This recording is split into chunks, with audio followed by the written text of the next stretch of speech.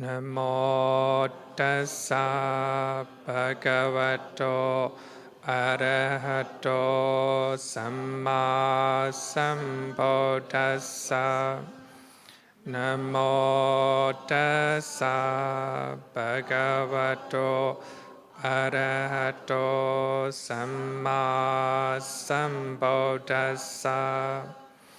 Namo tassa bhagavato arahato samma sambuddhassa. Good evening, everyone.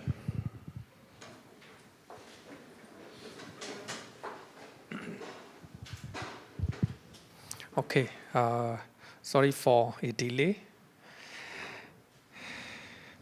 Okay, today is the first day of a new topic called meditation. Meditation. In Pali, we call it bhavana. Bhavana. And our class will end this month. Then we will resume after Chinese New Year next month, next year. People may be thinking that we will continue. So we will finish this month, and we will finish one set topic from for 1 month. Okay. Under this topic, we will discuss about what is meditation. In Pali, we call it bhavana. We will discuss about what is meditation using different topics.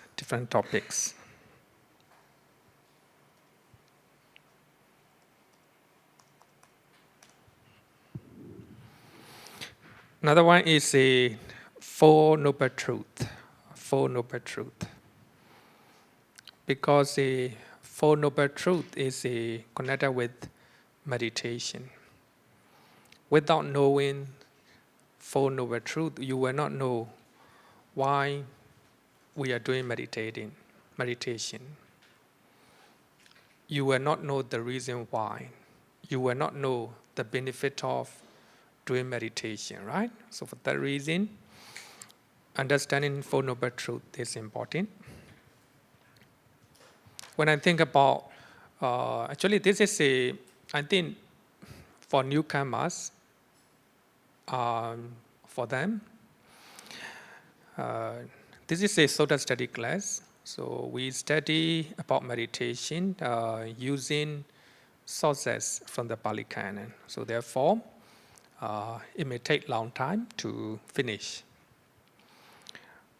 So our main sources, our main, the topics will be the Four Noble Truths. Next one is dependent origination.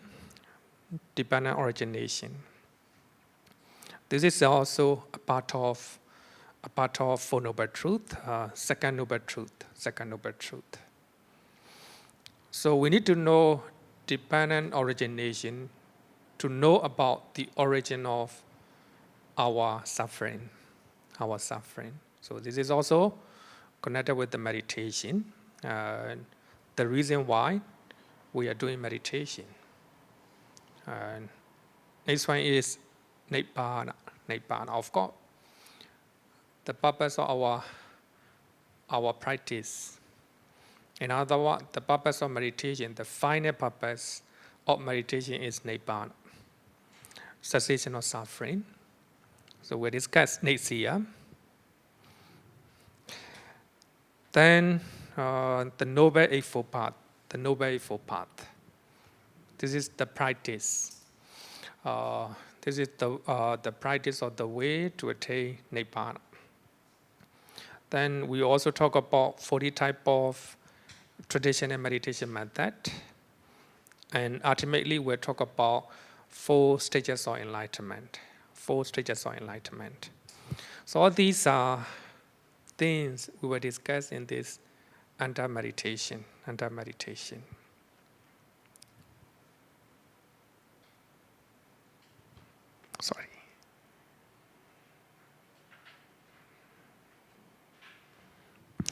Okay, so before we talk about meditation, I will quote teaching from Vinaya Pitaka.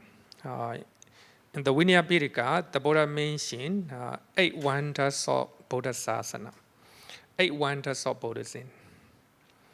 So one of them is, the Buddha said that even monks, as the great ocean deepens gradually, slopes gradually, shaped gradually, with the no abruptness like a precipice.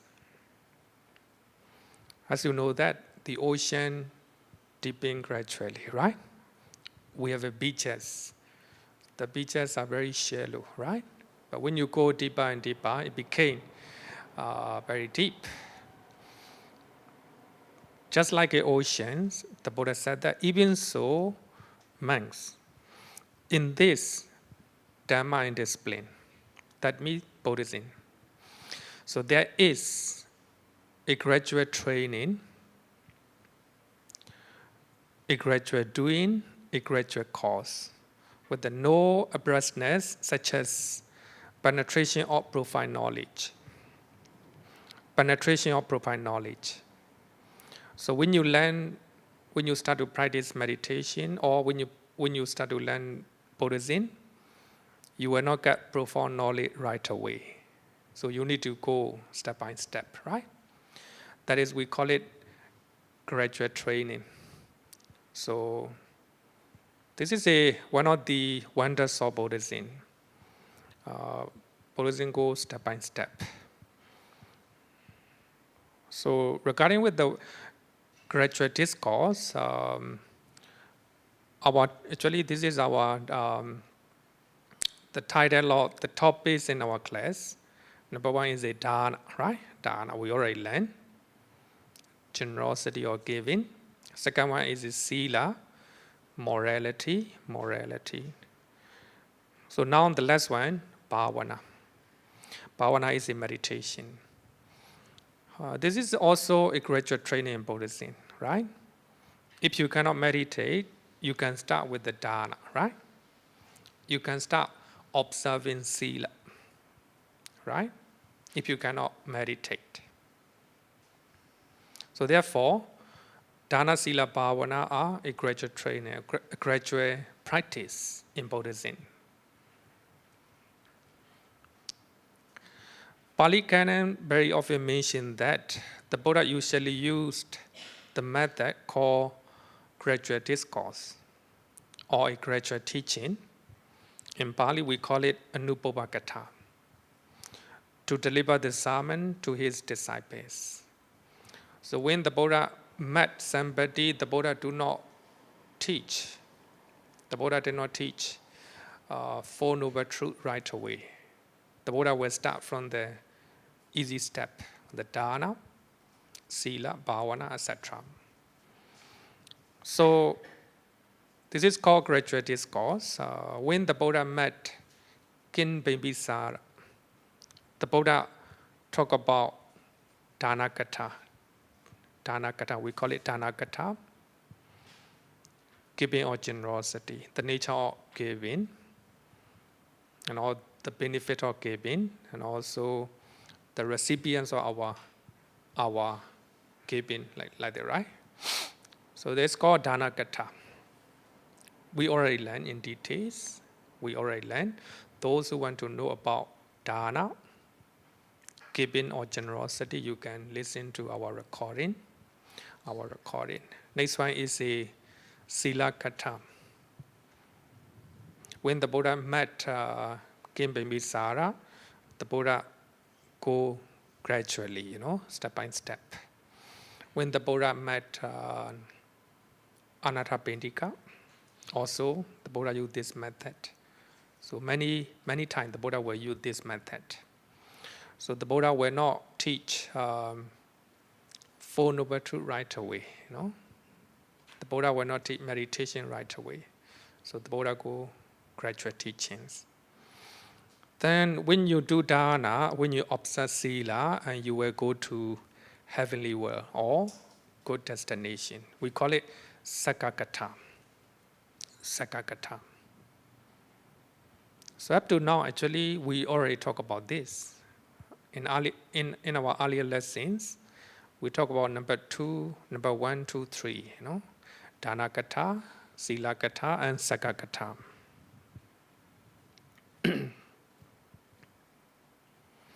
So now number 4, we're going to learn. Kamana adinavon okaran sankilesan. Showing the danger of sensual pleasures.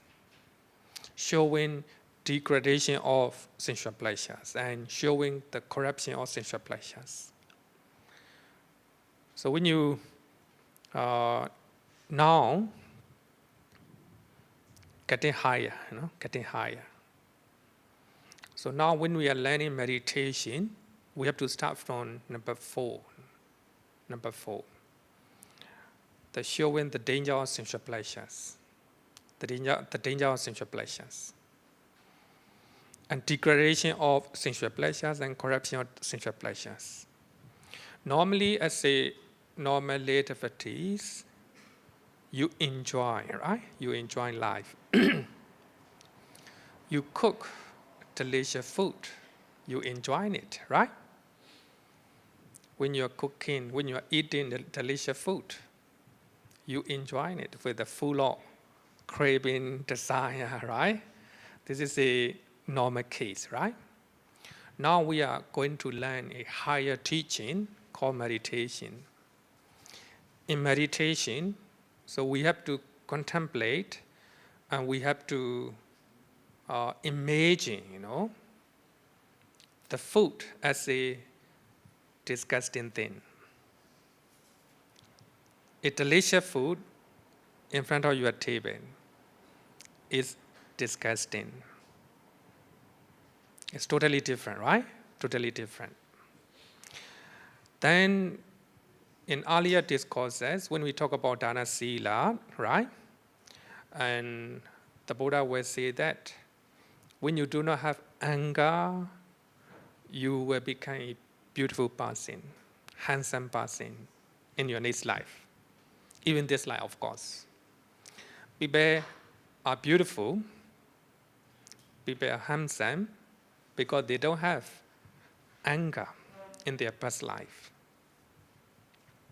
So, in those discourses, the Buddha will highlight the importance of beauty, right? Importance of good looking. But when we talk about meditation, forget about all these one, This body is composed of 31 parts. So when you analyze this body into 32 parts, it became disgusting. It became ugly. Whether you are conventionally, whether you are beautiful or handsome, your body, when you analyze in terms of 32 parts, nothing attractive, nothing beautiful. So this body became disgusting and also ugly. So here, the danger of sensual pleasures, right? The danger of sensual pleasures. And degradation of sensual pleasure and corruption of sensual pleasures. So therefore, in one of the meditation methods is to analyze the food that you eat, in terms of unpleasant, unpleasant way and disgusting way. You can imagine that after eating the food, when the food is in your mouth, when it is spare, spare, right? Spare, people became disgusted, right? Then it go down to your stomach and come out from your body. Disgusting, right? It's the way the Buddha taught under the meditation. Of course, those who will not understand, the Buddha will not talk about meditation. The Buddha will talk about dana, sila, and sikkhā, right? When we talk about meditation, so the Buddha will show the danger of sensual pleasures and degradation and corruption of sensual pleasures. So that is a number 4. From number 4 onward, so it will be under bhavana, meditation.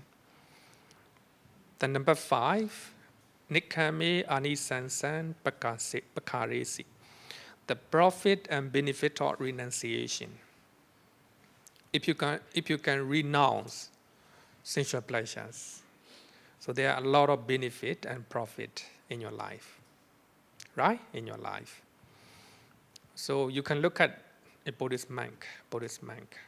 So they have to let go sensual pleasures, right? Sensual pleasures. Not allowed to listen music, not allowed to watch movie, football match, not allowed to have a life partner or girlfriend or boyfriend like that, right? We have to renounce sensual pleasures. So there are a lot of benefit for that, right? So as a Buddhist monk, we have less mental suffering than normal lay people, because we renounce sensual pleasures. We try to stay away from sensual pleasures. So you can imagine young boy and young girl, so they are girlfriend and boyfriend, right? So of course they will enjoy, they will enjoy having together and also eating together, going out together. They're very happy, right? Taking a trip together, they're very happy. Talking on the phone, very happy, Then one of them trying to break up. And one of them may get another partner. And the other one became very unhappy, right? Even they may, or he or she may commit suicide because of broken heart, right? Because of broken heart. Of course, when they are together, it looks like enjoying a bit, right?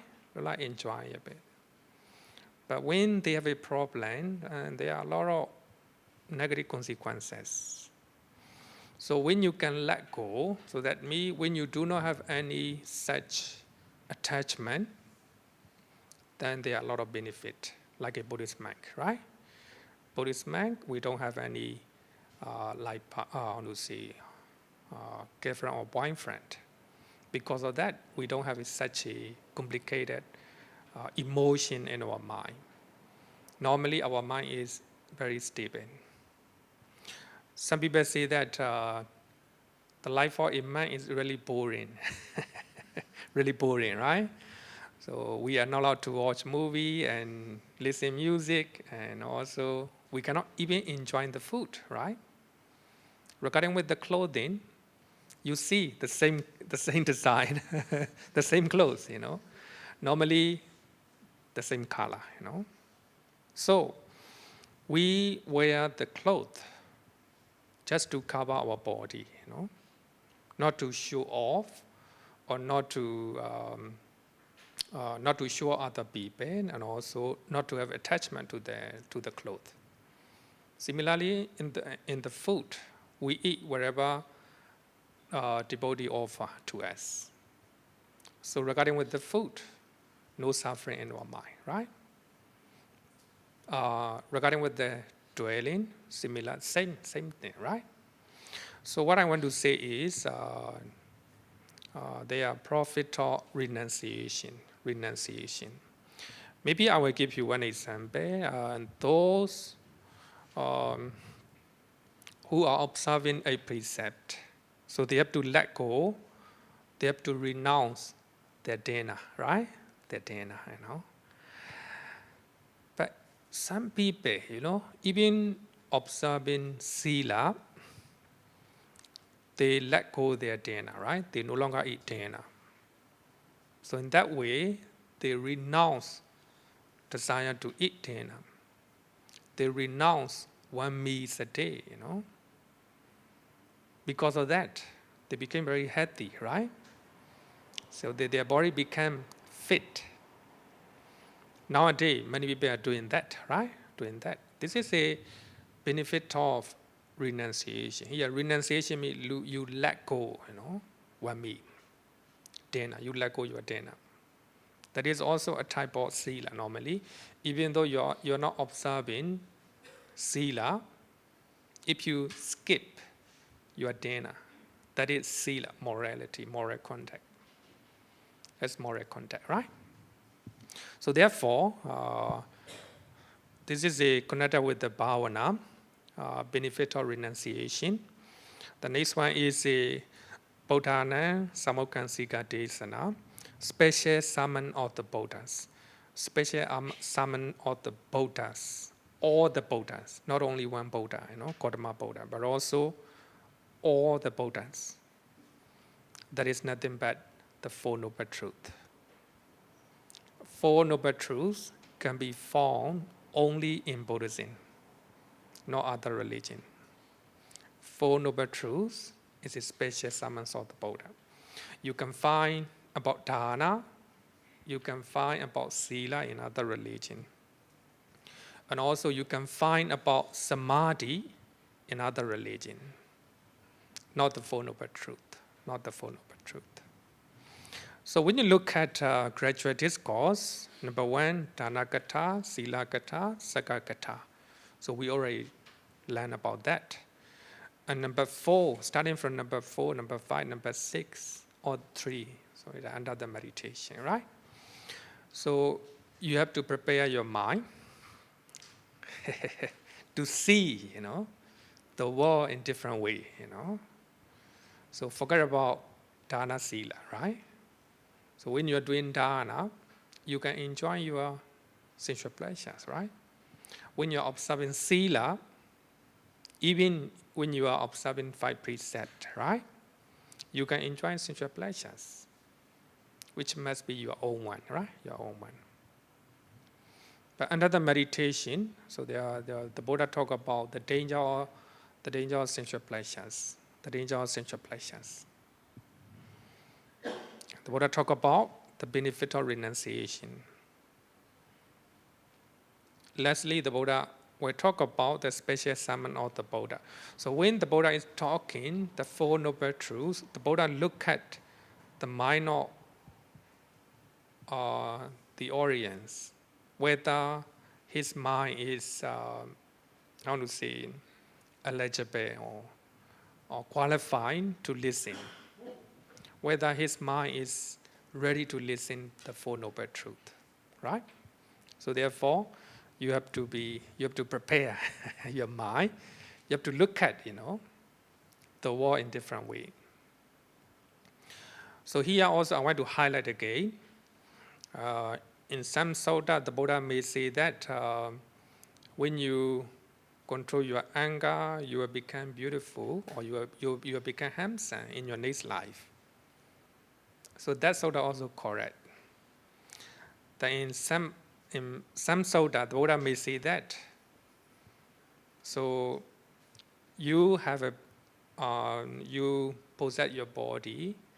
So every body is full of disgusting, Your body is full of impurities in your body.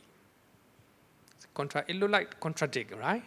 Earlier discourses. No, it's not contradicts. So there is, there is different condition and also different individual and different teaching, right? So you have to understand in such a way. So regarding with the Gradual Discourse, I also want to highlight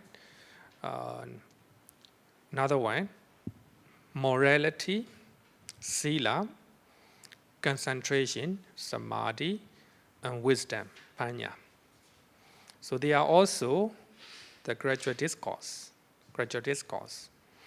So when you learn Sammiññaphala Sutta, Digha Nikaya, Sutta number 2, and then you will understand. So the Buddha talk about the training, the Gradual Discourse, starting from sila, morality, then after that concentration, then after that wisdom. So this also another type of Gradual Discourse. So they are called Threefold Trainings, ti-sikkhā, ti-sikkhā. So when we summarize teachings of the Buddha, so there are different, different methods. So we can summarize teachings of the Buddha under the sila, samadhi, and panya, under the ti-sikkhā, right? Threefold Trainings. In earlier one, our topic is the dana, sila, bhavana. So we can summarize all the teachings of the Buddha by using three, right? So different way of summarizing. So in the suttas, they are mentioned as a gradual path to purity. So sila, samadhi, panya are mentioned as a gradual path to purity. The path to purity is nothing but Visuddhimagga. Visuddhi means purity. Magga means the path, right? So we have a Visuddhimagga text in Theravada Buddhism, which is very famous one. We also quote some of the teaching from Visuddhimagga as well. So here purity means, or purity or purification means nibbana. So that means when you attain nibbana, your mind is pure. No more defilements, no more corruption in your mind. So here we have a threefold training. Number one, higher training in morality. In Bali we call it ti-sikkhā.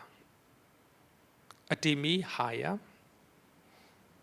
Sikkhā means training. Higher training in morality. Sila means morality. Another one is higher training of the mind.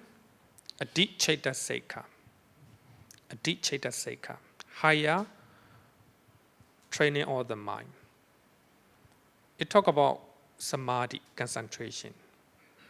So we develop concentration because we need to train our mind, you know. So therefore, the Buddha used the word citta instead of using samadhi, because we train our mind to have a concentration. Ti-sikkhā, higher training of the mind. The last one is higher training in wisdom or insight. Ati-sikkhā. So here sila means morality, citta means samadhi, concentration, panya means wisdom or insight. So these are threefold training. In other words, they are gradual discourse. Gradual discourse. Okay, up to now, any question?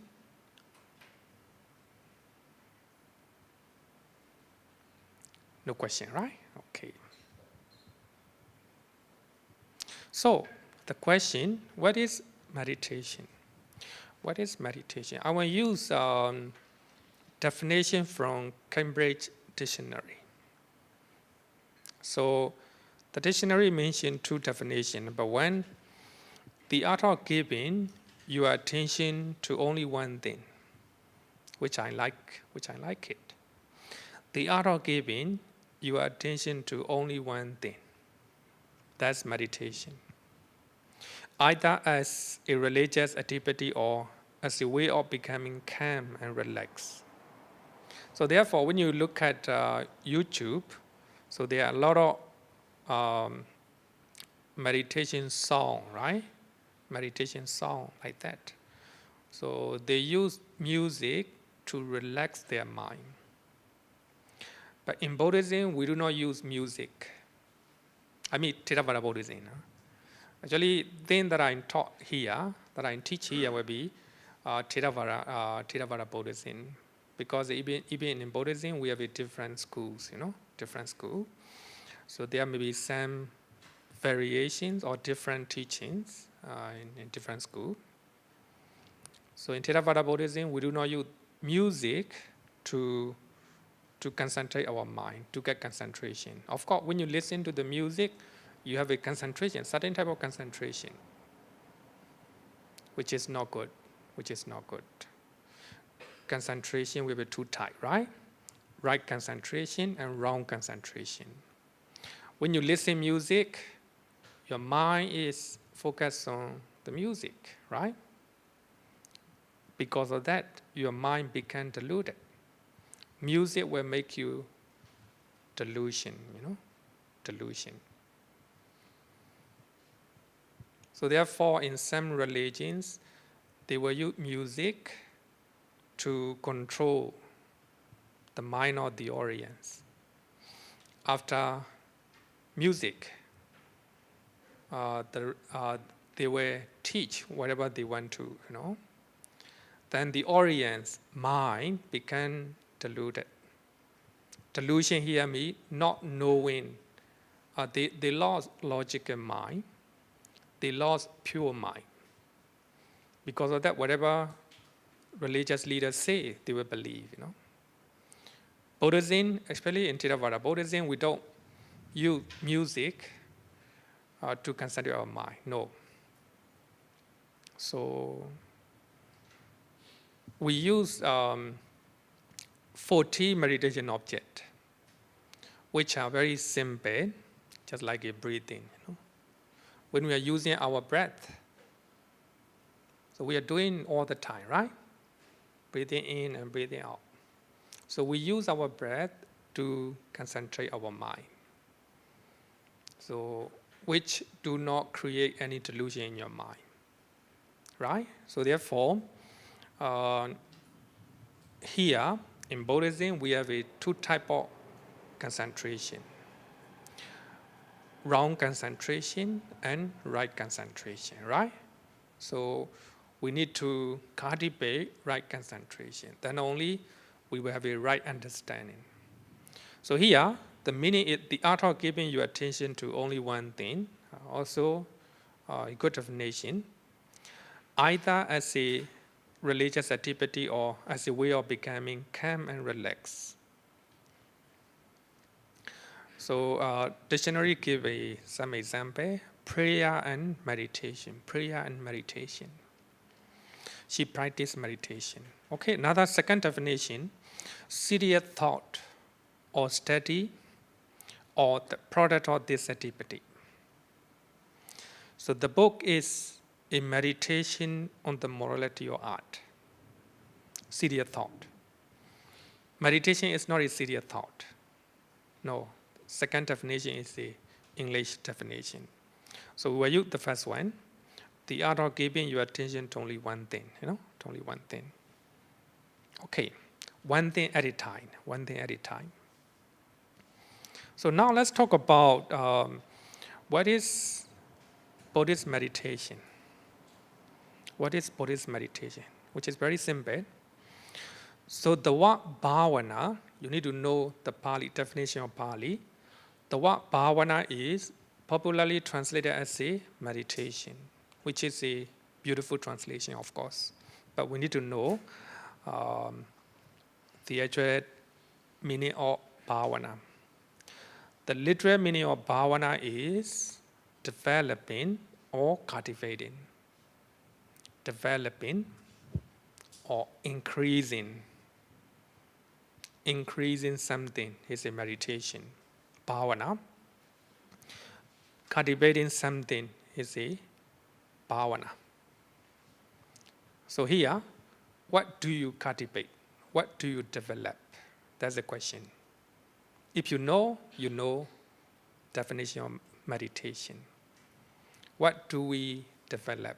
What do we cultivate? That's important. So I will give you some definition, a few definitions. In many suttas, the Buddha usually used two words together when he referred to what we call meditation. So number one, bhaveti. That means to develop or to increase. Number two, bhulikaroti. So that literally means to do numerous times or to cultivate. So when you are practicing breathing meditation, you have to do it numerous times. continuously, right? Separate times. Millions, billions of times, you have to do it. That's called meditation. To develop or to increase something, to do numerous times, to do something numerous times. So what is something?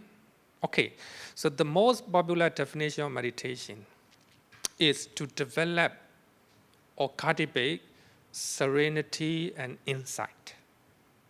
In Pali, we call it Samatha and Vipassanā. This is the most popular definition. So we need to increase what?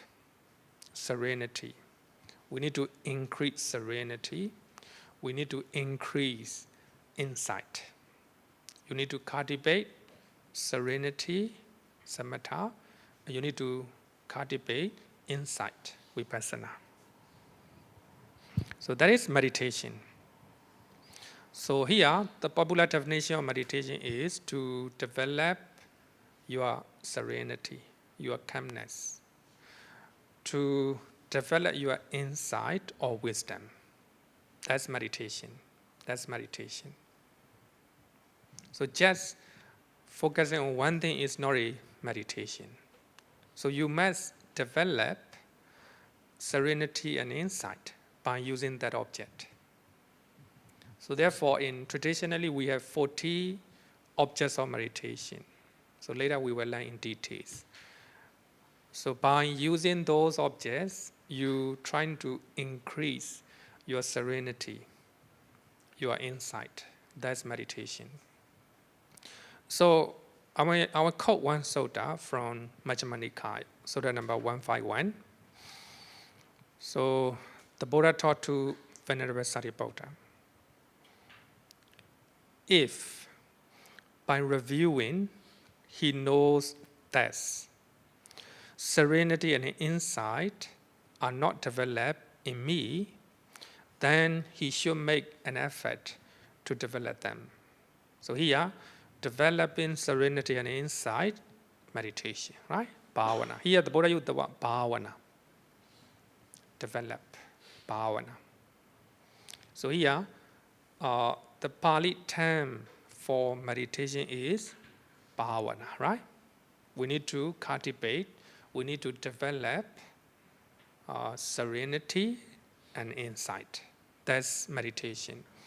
We use in-breath and out-breath to increase our serenity.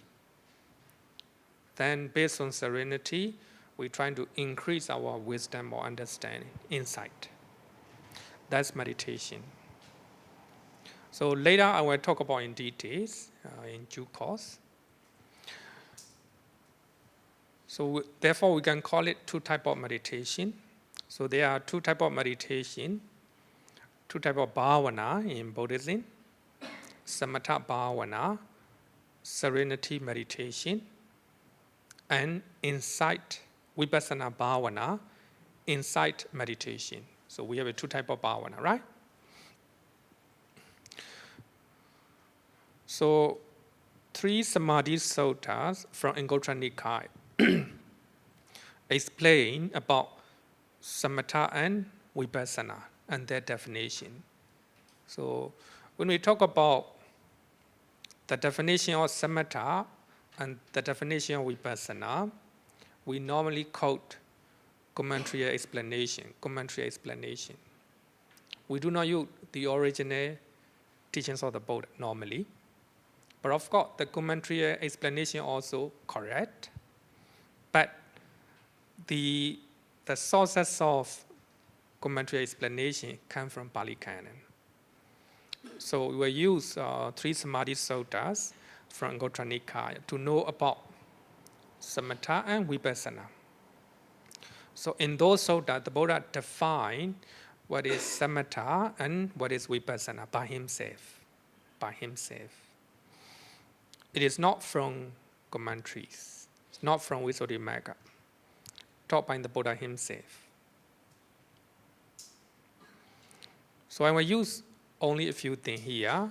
Later I will talk about in details.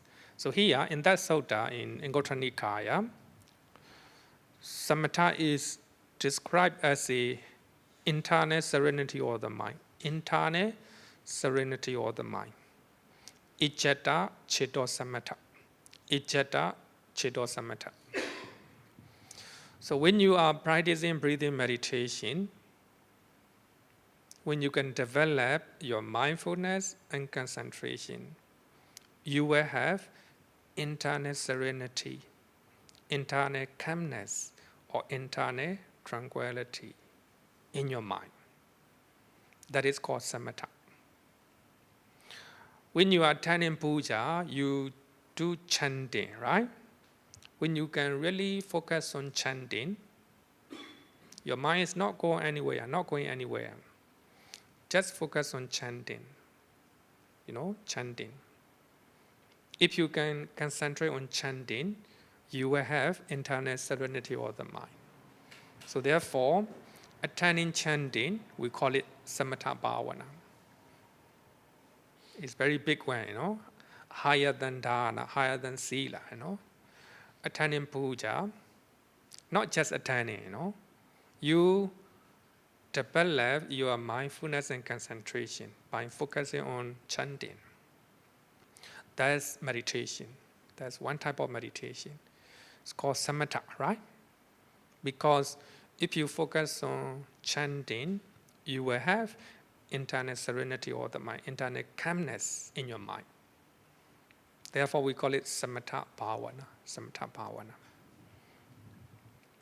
Then, the Buddha defined Vipassanā in this way. Vipassanā is described as a higher wisdom or insight into phenomena. Higher wisdom or insight into phenomena, without touch, because this could be a little bit longer. So, higher wisdom or insight into phenomena. We have two types of phenomena in Buddhism: mental phenomena and physical phenomena. When you have an insight or wisdom or understanding about your mental phenomena, about your physical phenomena, that's called Vipassanā. So, in Buddhism, Vipassanā is the highest meditation. So, of course, when you have a samatha in your mind, internal serenity of the mind, you feel happy, you feel peaceful, of course. But when you are meeting with the difficulty in your life, you are peace, your happiness gone, because of the problem in your life. But when you have insight into phenomena, when you really have insight, your mind will be peaceful all the time. Whether you meet difficulty in your life, whether you are dealing with difficult people around you, your mind is calm and tranquil. So therefore, insight into phenomena, in other words, Vipassanā meditation, the highest. So therefore, the Buddha used higher wisdom, higher wisdom, or insight into phenomena. Adipanya Dhamma Vipassanā. So when you look at what the Buddha taught in Samadhi Suttas, I think you understand the definition of samatha and Vipassanā. Samatha means internal calmness in your mind. When you are attending puja, when you really cultivate and develop mindfulness, then you will have internal serenity, internal calmness in your mind. That is samatha. So when you're doing breathing meditation, so when you focus on your breathing, your mind is not going anywhere, If you really focus on your breathing, then you will have internal serenity of the mind. You will be calmness and peaceful mind. So based on that serenity or samatha, you trying to analyze the nature of your mind and your body. If you can analyze, so that means you use your wisdom, right? Understanding. If you analyze the nature of your mind and body, if you see their nature, that's called Vipassanā. You can analyze. We call it nama rupa paticcheda, right? Analysis of mind and body. So you cannot analyze the nature of your mind and body without serenity or samatha. You need to have a certain level of samatha. Otherwise, you will not know. You will not know. So therefore, in Buddhism, samatha and vipassana, they are connected to each other. Okay, so this is a popular definition. So here, I want to define from different perspectives. The most simple and easy definition to understand about meditation can be found in Mahasatipatthana Sutta. So Mahasatipatthana Sutta is the most crucial and the most famous suttas as far as meditation is concerned. So in that sutta, according to that sutta, we can define what is meditation. Meditation means developing or increasing mindfulness, our sati, by using four foundations. In other words, by using four objects. One of the four objects. So by using one of the four objects or foundations, you're trying to develop and cultivate your mindfulness. You're trying to increase your mindfulness. That is meditation. So number one, mindfulness of the body. Kaya anupubbakathā. Sometimes we translate as of course we translate contemplation of the body, right? Contemplation of the body.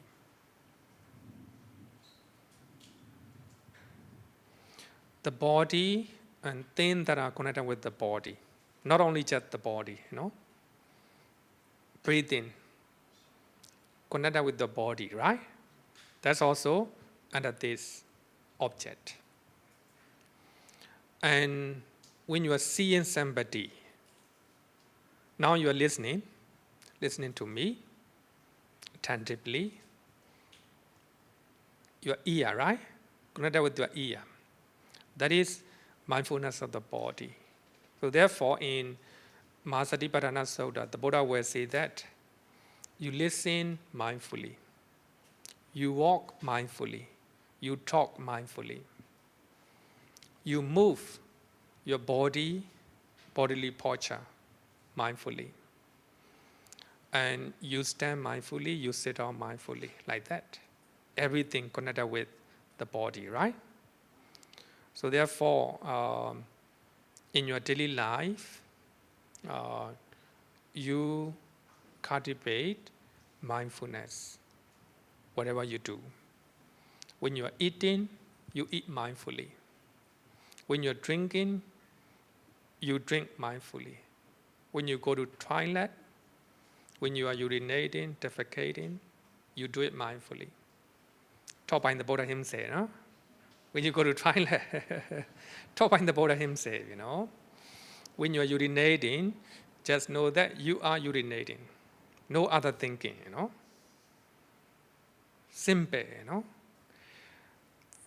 If you are cultivating mindfulness, if you are developing mindfulness by using your body and things that are connected with the body, that is meditation.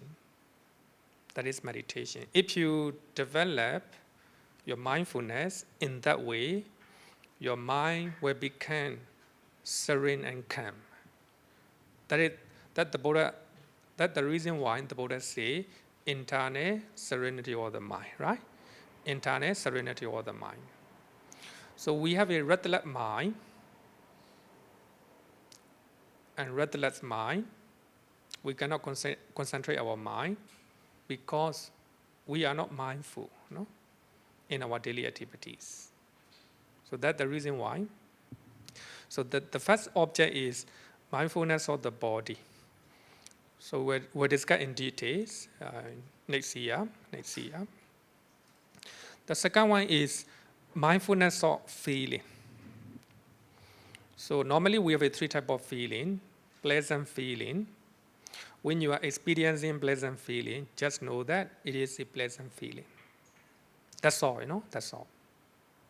When you are experiencing unpleasant feeling, just know that it is unpleasant feeling.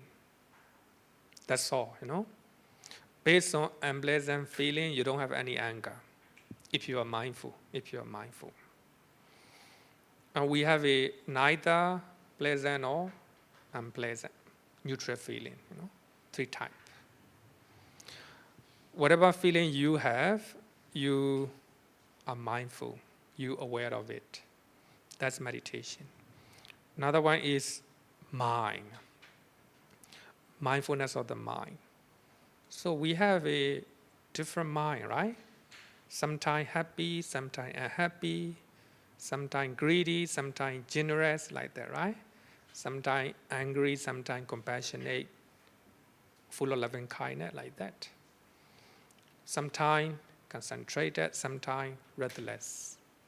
Wherever condition of the mind arise, you aware of it. You cultivate mindfulness regarding with your mind, So that is the mindfulness of the mind. Some people translate as a mindfulness of consciousness. It's not correct.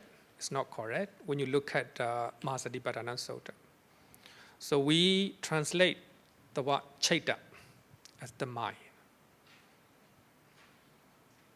Mindfulness of the mind. And the last one is mindfulness of Dhamma. Mindfulness of Dhamma. Dhamma here doesn't mean teachings of the Buddha. The Dhamma here means phenomena, natural phenomena. The natural phenomena of your mind and your natural phenomena of physical and mental things. In other words, you develop your mindfulness, but when you are experiencing mental and physical phenomena in your mind. So actually, normally, 4 foundations of mindfulness also normally it's also gradual practice, When you want to practice meditation, you have to start with the body and also something that are connected with the body. Then when you cultivate mindfulness by using your body, later you will have, you will know your feeling, your mind, and your phenomena. So also gradual practice. So anyway, we will discuss in detail later. So here is, I just want to highlight the more simple and easier definition about meditation. So meditation here means to develop your mindfulness, your awareness, connected with your body, and also your feeling, your mind, and also Dhamma phenomena, natural phenomena. Even now, so therefore in Abhidhamma, we always say that teaching the Dhamma, listening to the Dhamma is a type of meditation. Type of meditation. The reason why? Because when you are listening to me, you have a lot of awareness and mindfulness, right? So, therefore, learning the Dhamma in the physical classroom, learning the Dhamma online, different, right? Totally different, The reason is when you are coming to the class, you are more mindful, right? You put more mindfulness, more effort. Even the lesson is boring. You pretend. You pretend like you are interested, right? Like that. So, what I want to say is in Dharma, we always say that teaching the Dharma, learning the Dharma is a type of meditation, another meditation. Because we cultivate or we increase our mindfulness by using the Dharma, right? By using the lecture. While I'm in teaching, of course, I need to reflect a lot of things, right? In that way, a lot of mindfulness. So this is the easier definition of meditation. Meditation. Up to here, any question? Do you have any question? Okay. Over there. Question?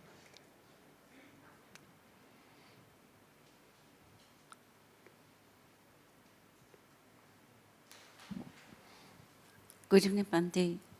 Questions on mindfulness of feeling. Well, you define feeling as pleasant, unpleasant, and also neutral feelings. I like to want to Eating. feeling. Mindfulness of feeling. Feeling. Okay. Vedana, Okay. right? Vedana. So, what I'm saying is, if I translate the feelings into hatred, ill will, covetous, in terms of contemplation, but such practice leads to Vipassanā. It's very difficult to contemplate on feelings, but if so doing, can it be gradually trained into Vipassanā? Like inside, yes. Feeling do not have any anger, any greed, because feeling is just pleasant, unpleasant, and neutral experience, So therefore, we use the word feeling is a popular translation. Normally in English, when you see the word feeling happy, feeling angry, right? Normally you understand in such a way. In Buddhism, feeling doesn't mean any anger or happy, Feeling is just a mental experience. Sometimes we call it mental sensation. When you go under the hot sun, you will have unpleasant sensation in your body, right? Unpleasant sensation in your body. Based on that, you will have unpleasant sensation in your mind. If you are mindful, you know that I have unpleasant sensation in my mind. If you are mindful at that particular moment, you don't have any anger regarding with the hot sun. But when you are not mindful, as soon as hot sun exposure your body, then you will have hot sensation in your body. Then based on that, you will have a hot or unpleasant mental sensation in your mind. By practicing mindfulness, just knowing unpleasant mental sensation as a unpleasant mental sensation. That's all. So when you can cultivate continuous mindfulness, then there's no place for anger to arise. Similarly, when you are eating a delicious food, a good food, in your body you may have a bodily good sensation, right? Pleasant sensation. Based on that, you will have pleasant mental sensation in your mind. We call it feeling, right? We call it feeling. When you practice mindfulness, you know that I have pleasant mental sensation in my mind. Then if you can cultivate continuous mindfulness in such a way, so there is no craving, there's no place for craving. Craving cannot arise. So for that reason, even though you are eating a good food, you don't have any craving. Just know that it is a pleasant mental sensation.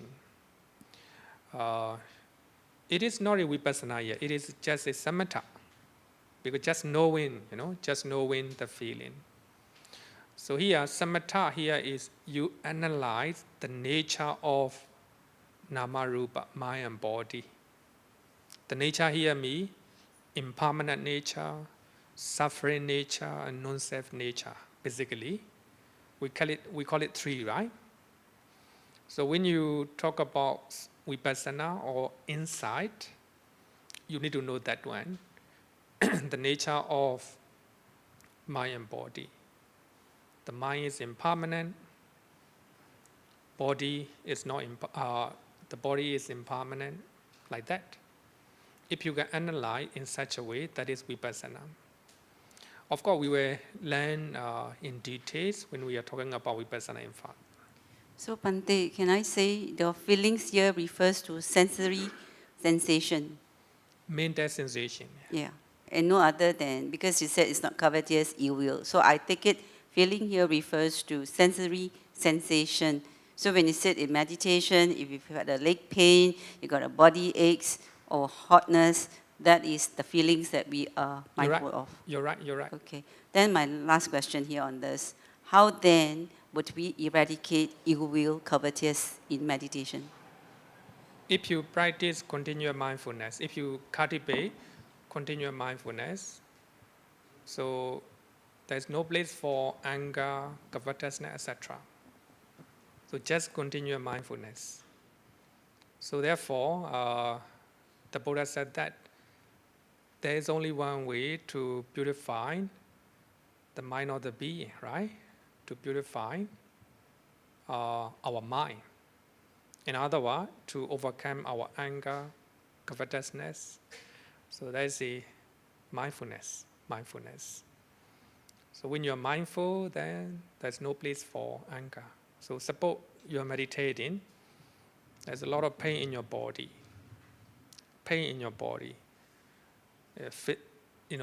Based on physical pain, you will have a unpleasant sensation in your mind, right? Then, if you cultivate mindfulness, then you know that I have unpleasant mental sensation in my mind. In other words, unpleasant feeling in my mind. Knowing unpleasant feeling as a unpleasant feeling, that is mindfulness. So, of course, bodily pain continue to arise. Also, you're trying to cultivate mindfulness again and again. Then there is mental unpleasant sensation. If you are mindful that you are feeling, if you are mindful about your feeling, there's no irritation in your mind, no anger, no irritation in your mind. Of course, if you cannot tolerate, you can change it mindfully without any anger, without any anger. So that's the way to remove. Of course, the Buddha will talk about different methods to remove our anger, our hatred.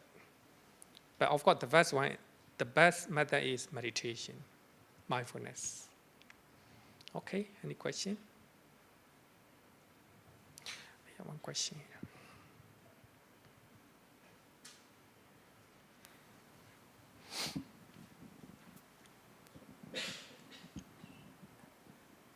Bhante, these 4 foundations of mindfulness is one way of practicing meditation, right? You have different methods of practicing. So if I do meditation and I don't want to use 4 foundations of mindfulness, can I just use the breath? The breath is number one. Mindfulness of your body, the body. Oh, that Right. is the So the body here, I mean, not just your body, including the breath. something that is connected with your body. Suppose breathing, right? We have a breathing because of the body, this body. And also, when we are seeing that body, we can meditate, recollection of the death. Suppose we go to the funeral and we see that dead body, then we can meditate on that. So actually, the body of other people, but we see with our eye, right? So that body is connected with our body. So there is no meditation method outside of this four, outside of this four, because every meditation method will start with the number one, mindfulness of the body. Of course, in Arupa Brahma realm, they can meditate by using their mind, because they don't have a body in their realm, right? In their realm. Okay. Okay. Thank you, Bhante. Okay. Now we go.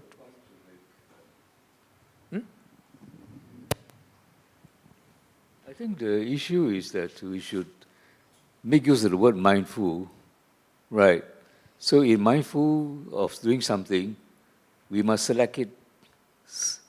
No, we must be selective in mindfully not doing something. So if an unwholesome thought comes to your mind, just don't entertain it, right? Because if you entertain it, you're mindfully active in it. So you mindfully reject it. You don't even do reject, you don't entertain, don't think about it at all. Am I right to say that? You mean when there is a unwholesome thought in our mind, just know that there is unwholesome thought in my mind. If you know that's mindfulness. Normally, even though unwholesome thought in our mind arising again and again, we don't have a mindfulness, so therefore we are reacting based on that unwholesome thought. Suppose anger. Normally, based on anger, people react, by way of speech, by way of body, right? But when you practice mindfulness, there is anger in my mind. If you know there is anger in my mind, of course, if anger is so powerful, you cannot control right away.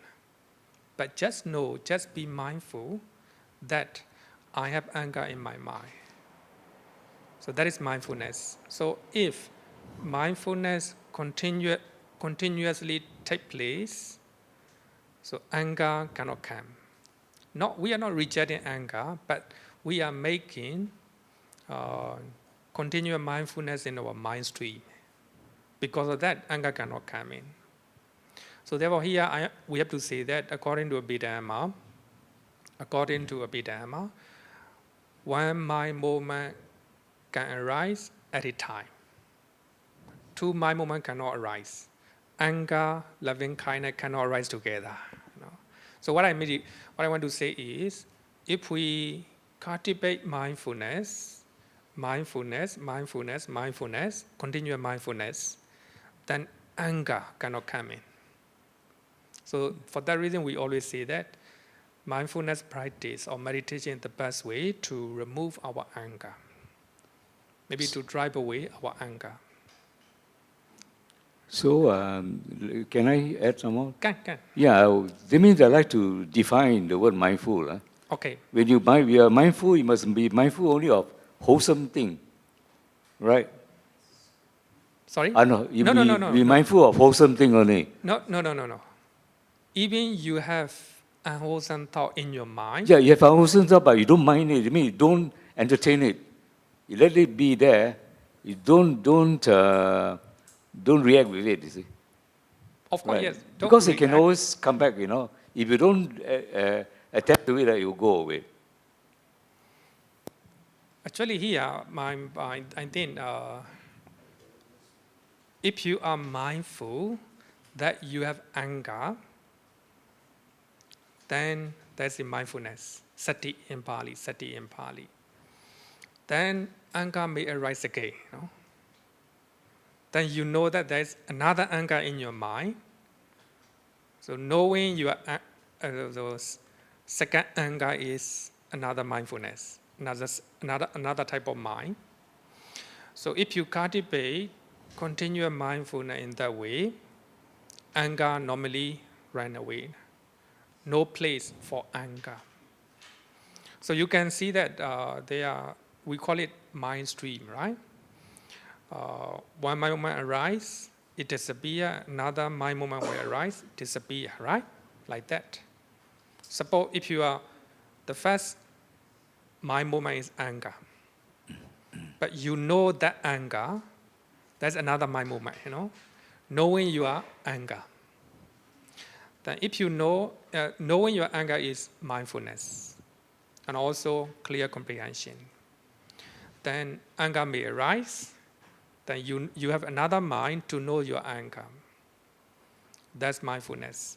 So knowing anger arises because of mindfulness. Oh, because you're okay. mindful. I think that I shall correct myself. Okay. To be mindful means to be aware of what is coming Wherever in. happen, Oh, wherever that's happen right. in your mind. That's right. If it's something unwholesome, you should not accept it, right? You don't entertain it, We you cannot go off. say, of course, Yeah. here in meditation, you cannot even use the word accept. If you are mindful, anger cannot come, whether you accept or you don't accept. So the main thing is to cultivate mindfulness, continuous mindfulness. So one mind moment can arise at a time. If mindfulness is there, anger cannot come in, or any other unwholesome mental factor. So that's the main point. So whether there's unwholesome or wholesome mind, you have to know it. That's mindfulness. That's mindfulness. So here I think our highlight is mindfulness. Normally, two things, Normally in Satipatthana Sutta and many other sutta, the Buddha will use two words together. Mindfulness. You're mindful that you have a negative thought in your mind. That's mindfulness. So because of that mindfulness, you have a clear comprehension. You clearly know that there is unwholesome thought in my mind. Two, right? Mindfulness, clear comprehension. So that is meditation. That's meditation. Okay. Any more question? Okay, no question. Then I want to go another meditation, another definition of meditation. So this is a developing and cultivating the Noble Eightfold Path. It's called meditation. So if you are developing and cultivating the Noble Eightfold Path, that's meditation. That's meditation. So I will quote one sutta from Samdhanikāya, Dhammacakka Bodhana Sutta. Dhammacakka Bodhana Sutta. So this is the first sermon taught by the Buddha. So in that sutta, the Buddha said that this noble truth of the path leading to cessation of suffering is to be developed. The noble truth of the path that leads to cessation of suffering, in other words, that is the Noble Eightfold Path, is to be developed or to be increased or to be cultivated. That's meditation. Meditation means to develop or to increase something, right? But in this definition, something here means the Noble Eightfold Path. If you are trying to cultivate the Noble Eightfold Path in your daily life, you are meditating according to this method, right? According to this method. So don't worry, we will learn the Noble Eightfold Path in details because this is very important, because it is meditation. Normally, our meditation topic based on the Noble Eightfold Path. So that means you will know what is right view, what is right intention in details, according to what the Buddha taught. Okay, so Dhammacakka Bodhana Sutta. in the first sermon, the Buddha taught the special sermon of the all Buddhas. That is the Four Noble Truths. Four Noble Truths. To a group of 5 monks, right? To a group of 5 monks. The Noble Eightfold Path is one of them, right? The Noble Eightfold Path is the last Four Noble Truths, right? The last one. So when we learn Dhammacakkappavattana Sutta, I hope you already read it. So I think if you want to know the lesson very well, I think it's good to read the Sutta before you come. Then you understand much better. Because I cannot teach all the contents from the first sermon. It will be so many years, to finish. So here, some of you may see these pictures. Dhammacakkappavattana Sutta, taught to a group of 5 men, right? A group of 5 monks. Maybe I will not explain details. So this is the first sermon. As you know, that the Buddha attained enlightenment and became the Buddha under the Bodhi tree, Buddhagaya, at the age of 35, right?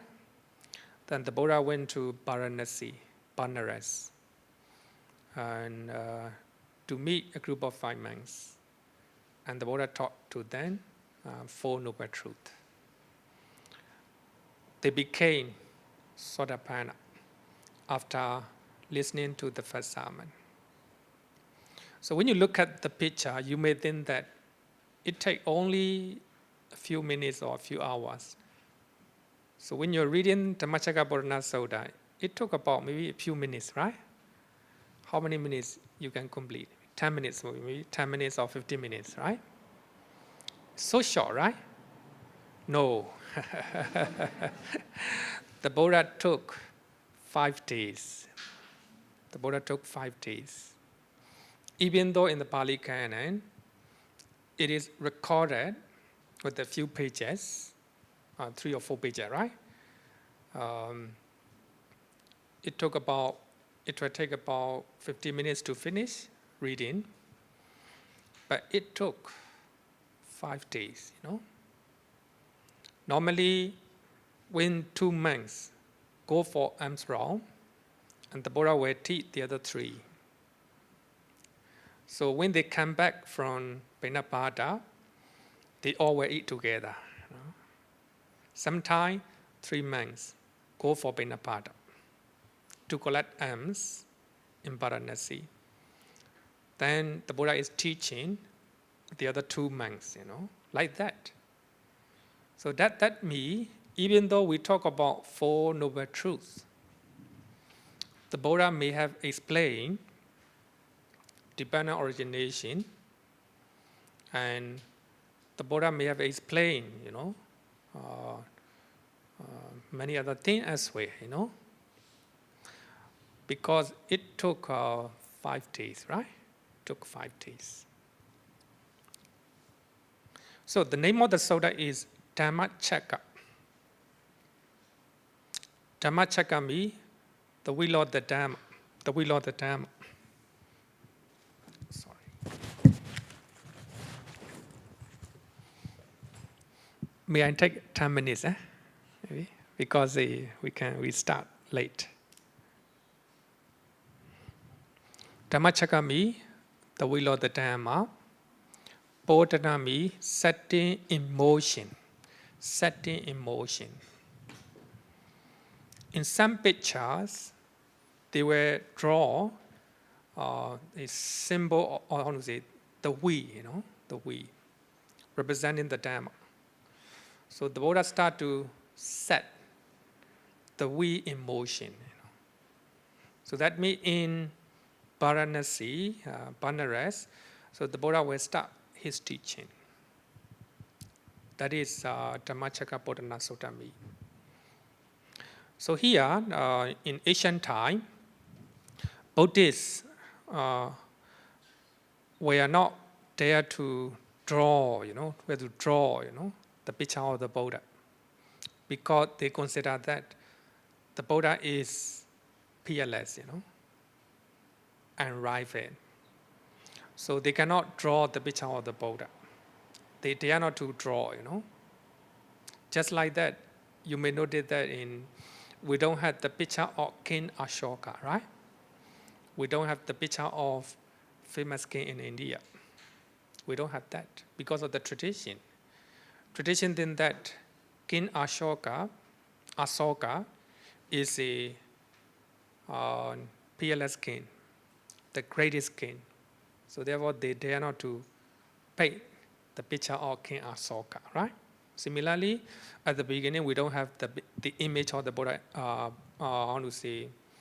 the statue of the Buddha image.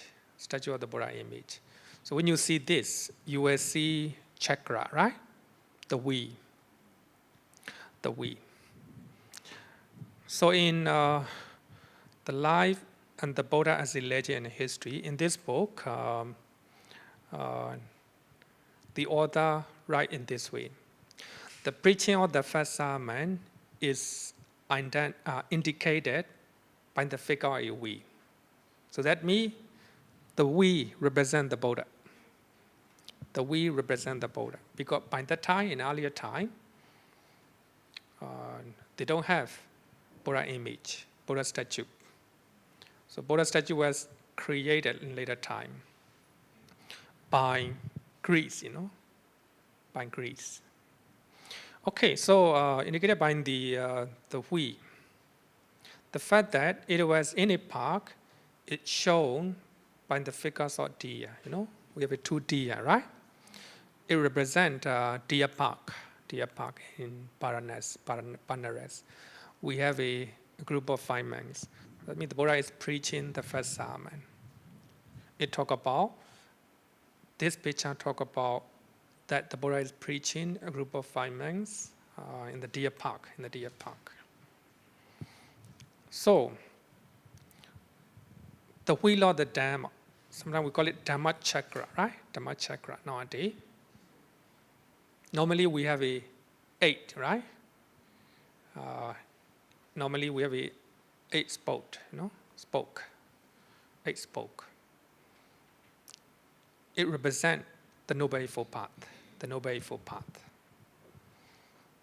Right view, right intention, right speech, right action, right livelihood, right effort, right mindfulness, and right concentration. They're the Noble Eightfold Path. Meditation means to develop mindfulness. To develop the Noble Eightfold Path. To cultivate the Noble Eightfold Path by using meditation object, right? Meditation object. So actually this is a symbol of Buddhism. So therefore you can see that some people, they wear this symbol of Buddhism. Singapore, anyone wear this? No, right? Or you wear? Very good. So, yeah. You order from online? Those who are interested, I can give you the online address. You can order. They are selling this, I think this one is gold, right? This one is gold, I think. Beautiful. Because in other religions, especially Christianity, they wear the cross, right? Cross is very popular. I think this one is created by Westerners, not Easterners, because we don't have this tradition, Because in the West, they create a lot of things.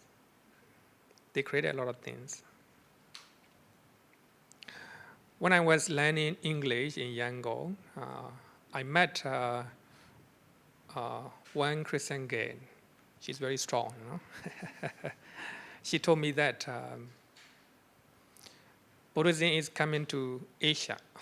Christianity is coming to Asia. I said, I agree with you. But Buddhism is going to the West. The West will reintroduce Buddhism in the East again, That's my thinking, I don't know whether this statement may be correct or not. Now Buddhism is going to the West. People in the West, they created, they may make some changes or amendment. Maybe they will introduce Buddhism, right? Buddhism. Even now, I saw one temple, monks and nuns, they stay together, and they sit together, they eat together, like that. So they are doing like this one. So this one also, creation of the West, Westerners. So those who are interested, I can give you the link, so you can order online, Order online. So these are the some of the symbol of all religions, right? This one, Judaism, right? Judaism. This one, Christianity. This one also, Christianity, right? Maybe Catholic, I don't know. This one is a Muslim. Buddhism, Hinduism, Shinto, right? Shinto. This one is a Jainism. This one, what is it? Taoism, right? Taoism, like that. So there are so many, right? So when you look at this one, Buddhism, the Noble Eightfold Path, very important, right? Very important. We call it Dhamma Chakra. Dhamma Chakra. India national flag, right? Here also, they call it Dhamma Chakra. Dhamma Chakra, 24 spokes. Earlier we have only 8, right? 8 spokes. Now 24. So this one, Dhamma Chakra, is introduced by King Ashoka. Maybe I think that in Buddhism, we have 24 conditions in Patthana. So this one is very popular in Myanmar. 24 conditions in Patthana, in Abhidhamma. So India, they use Dhamma Chakra. Maybe they want to showcase, they say that the law of the Dhamma, the law of the truth. They want to showcase Ashoka Empire, maybe I think, right? Ashoka, they are representing Ashoka Empire.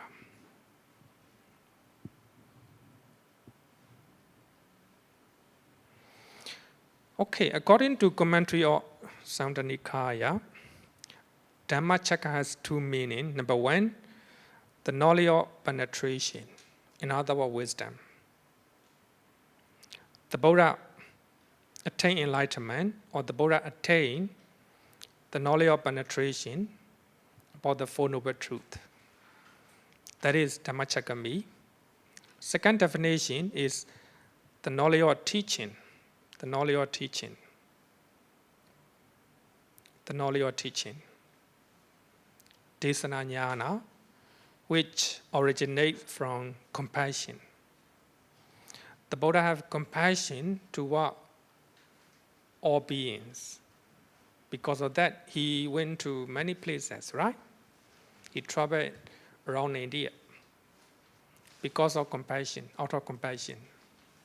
So Dhammacakkhami, the knowledge of teaching, which originates from compassion, and he went to teach in such a way that his disciples attained the noble fruit. The noble fruit.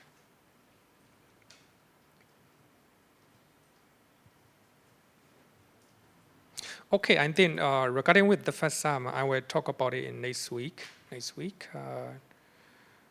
So, Dhammacakkhami, the will of the Dhamma.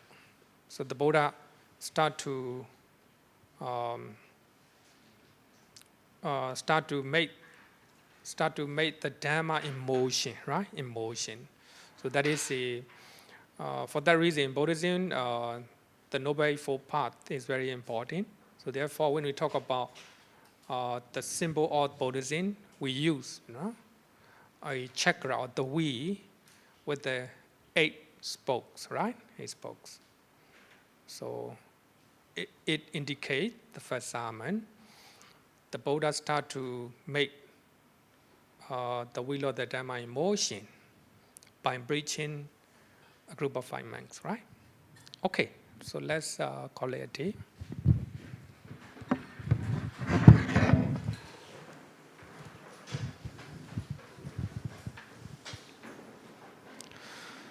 Yo varatam bhavaro manu Jesu sakyamuni bhagavakata kecho paragato